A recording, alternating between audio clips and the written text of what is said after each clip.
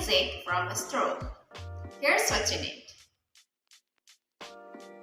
Let's get started. First, you have to cut the middle of the straw a little bit.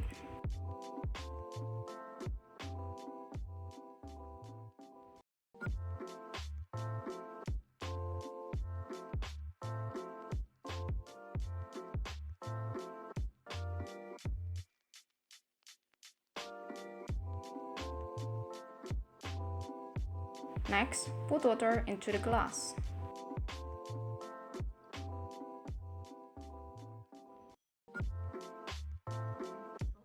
Then, put the straw into the glass and try to blow to create sound.